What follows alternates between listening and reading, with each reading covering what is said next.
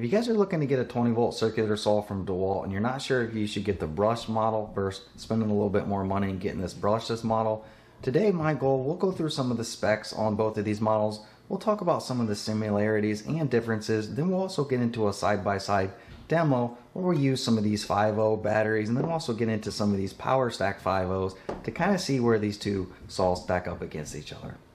Starting over here, this is model DCS391, and this is the brushed version, and this is a 6.5 inch blade. The retail on this one is roughly around $139. However, it's on sale regularly around $99. Over here is their brushless model, and this is one that's going to be DCS565, and this one retails roughly around $199, and it is on sale regularly around $137.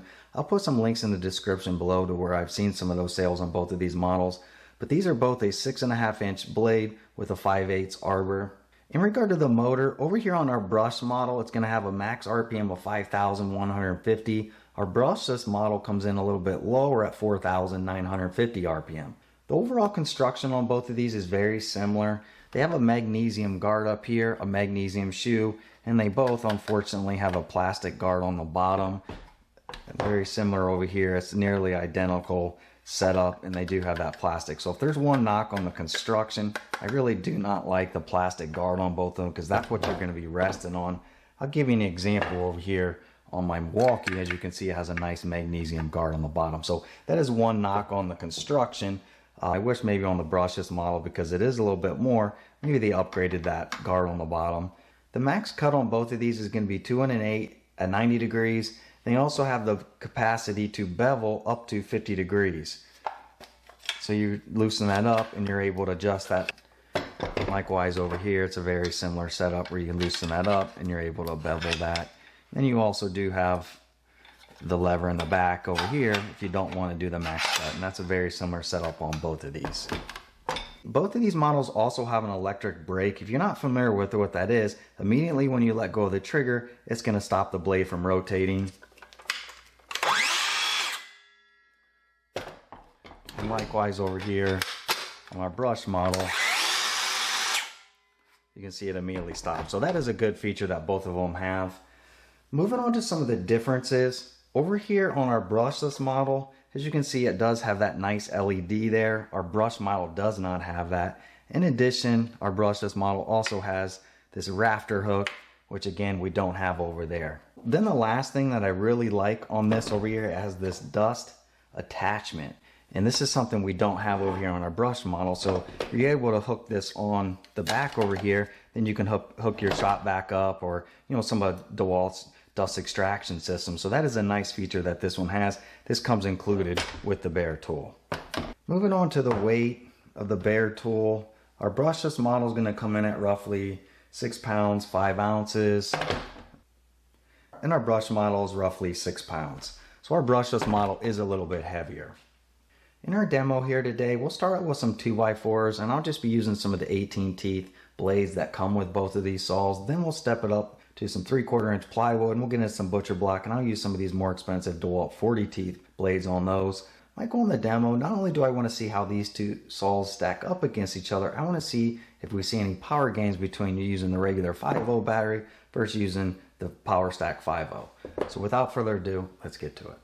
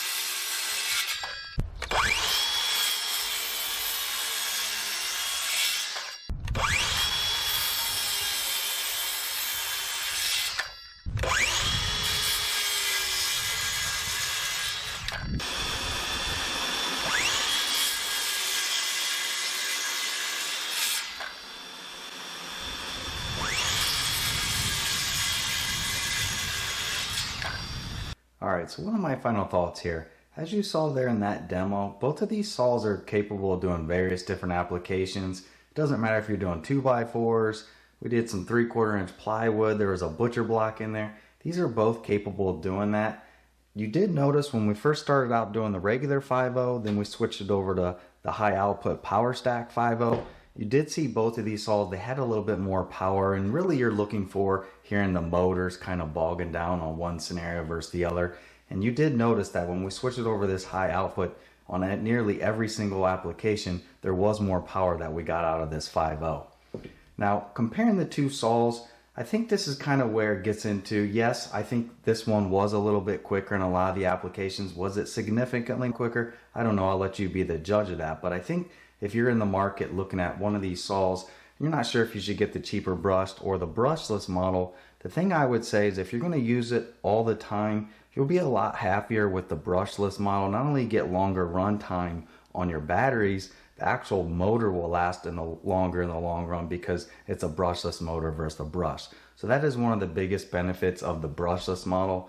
With that said, brush model circular saws have been out for a number of years. There's nothing wrong with getting them. That will still last for many years if you're not going to be using it every day and you're only using it on occasion. I think that's a very good saw, specifically around that $99 range. So I don't think you can go wrong with either one of these. Then the last thing here real quick, you saw there in that last clip, I did use this dust chute that comes as an optional attachment on our brushless model. That works very well. Now, it was a very windy day here today, so you still see some of the dust kind of escaping out of the front, but the majority of it was coming out of here. If you're in an area where you don't have a heavy winds like I did here today, that does do very well. It probably picks up 90 to 95% of the sawdust coming out of here. So that is a very good thing that I like that we have on our brushless model that we do not have over there on the brushed. So hopefully this comparison helped you out if you're in the market for one of these. You know, again, like I mentioned before, I don't think you can go wrong with either one of these. It's really down to, you know, personal preference on what you're going to be doing with it and how much you want to spend. You know, but again, at $99 and $140 on sale for both of these saws, I don't think you can go wrong with either one of these. My only thing that I don't like about them is this plastic down here that I talked about earlier. But other than that, I have no problems with both of these saws, and they really do work very well for battery-operated circular saws. So hopefully this helped you out. If it did, please give me the thumbs up. If you're interested in more content like this, please hit that subscribe. But again, I hope this helped you out. Thanks for watching.